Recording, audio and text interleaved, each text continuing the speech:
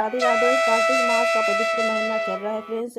इस शुभ समय में नारियल को भगवान विष्णु का प्रिय फल माना गया है। आज हम आपको बताने जा रहे हैं कि कैसे कार्तिक मास में नारियल के गोले में 365 बाती डालकर पूरे साल की सुख समृद्धि की आशीर्वाद पा सकते हैं। क्या आप जानते हैं कि एक नारियल ही ऐसा फल है जो हर शुभ कार्य की शुरुआत में भगवान विष्णु को अर्पित किया जाता है। और कार्तिक मास में जब इस नारियल में 365 बाती डाली जाती है तो यह बन जाता है पूरे वर्ष की रक्षा और लक्ष्मी कृपा की प्रतीक। आइए जानते हैं कि इस महत्व और विधि क्या है बनाने की।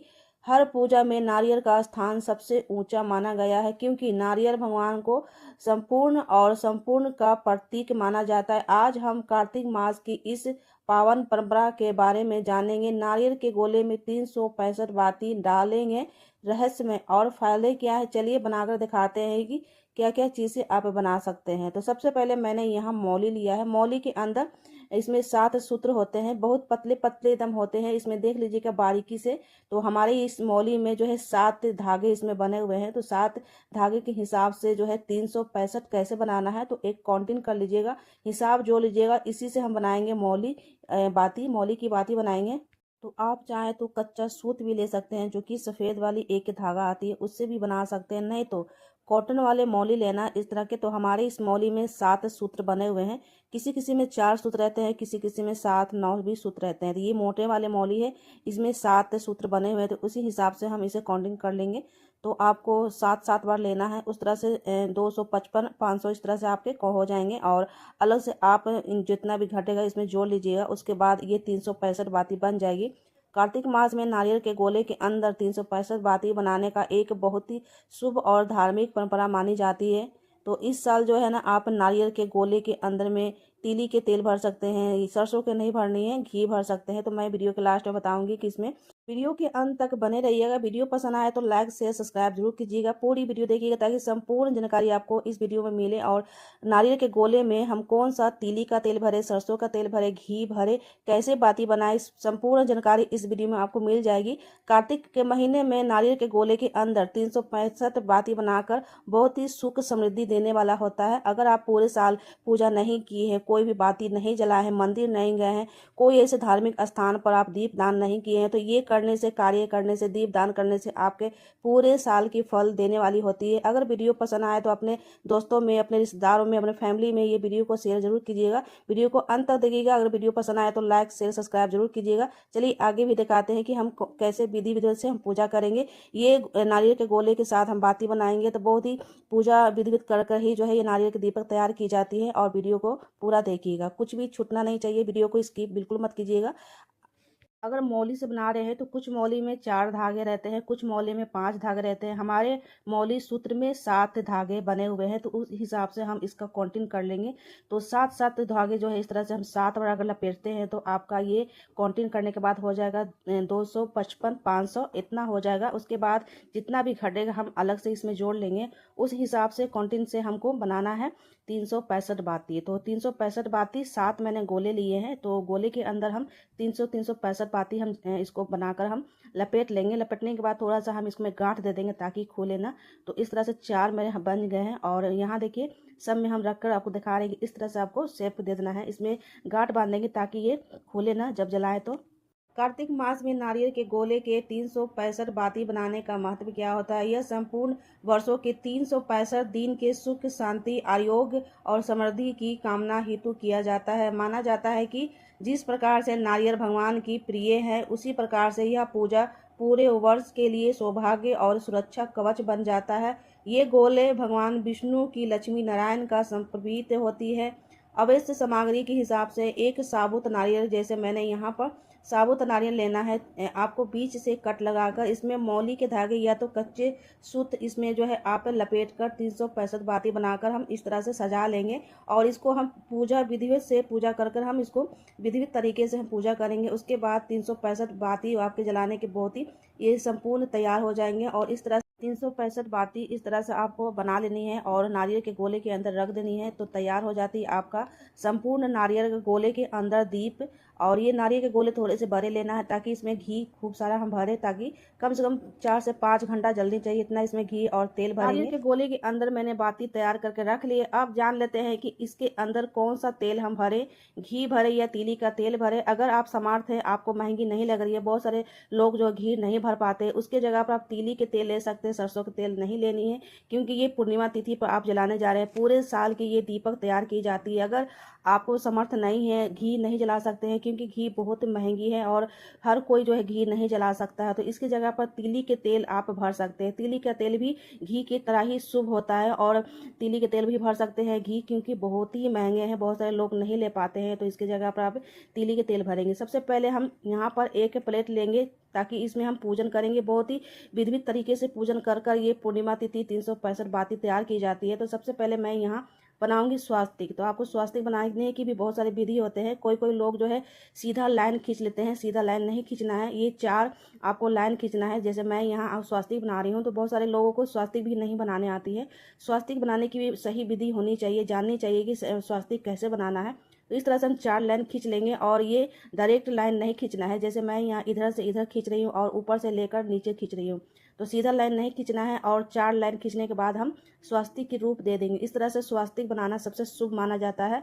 365 बाती बहुत ही शुभ होता है, बहुत ही महत्व होता है, क्योंकि 365 बाती वो लोग जलाते हैं।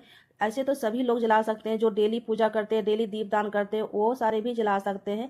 खासकर उनके लिए होता है कि जो जॉब करते हैं, समय नहीं मिल पाता है डेली दीप जलाने का, तो ये उनके लिए है जो पूरे साल पूजा नहीं करते हैं और एक बार ही जो है 365 बाती का दीपदान करते हैं। कुछ लोग एकादशी देवउठनी दिन जलाते हैं, कुछ लोग पूर्णिमा दिन जलाते हैं। अगर पूर्णिमा दिन जलाते हैं तो उस दिन भी जला सकते हैं, नहीं समय है तो आप पूर्णिमा तिथि दिन जलाइए, सबसे बेस्ट होता है। जलाना है कहाँ का, ये वीडियो के लास्ट में हम बताएंगे। पूरी कंप्लीट आपको इस वीडियो में संपूर्ण जानकारी मिलेगी। तो स्वास्तिक बनाने की यही सही विधि होता है, ऐसा ही जो है आप स्वास्तिक बनाना चाहिए। बीच से कभी भी लाइन नहीं खींच के बनाना है। अगर पूर्णिमा तिथि कर रहे हैं तो चावल डालिएगा इसमें, नहीं तो आप अगर एकादशी देव उठनी दिन अब जो दीप दान कर रहे हैं तो इसमें सफ़ेद तिल डालिएगा, क्योंकि एकादशी देव उठनी दिन जो है तिल जो है उपयोग होती है, इसमें चावल उपयोग नहीं होती है। अगर पूर्णिमा दिन जो उपयोग कर रहे हैं, जला रहे हैं, 365 बाती की दीप दान कर रहे हैं, तो पूर्णिमा दिन कर रहे हैं तो इसमें खील डालेंगे या चावल डालेंगे। अगर देव उठनी दिन अगर जलाने जा रहे हैं तो इसमें सफ़ेद तिल डालनी होती है। देव उठनी एकादशी के दिन चावल की प्रयोग नहीं होती है, इसलिए निषेध माना जाता है।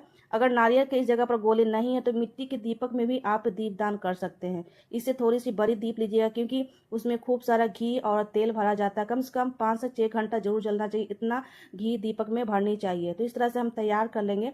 अगर गोले नहीं है तो इसके जगह पर आप मिट्टी के, ये आटे के भी दीप बना सकते हैं। तो फ्रेंड्स यहाँ देखिए मैंने स्वास्तिक बना लिया। इसी के ऊपर मैं रखूंगी ये सारे नारियल के गोले जो मैंने दीप तैयार किए हैं।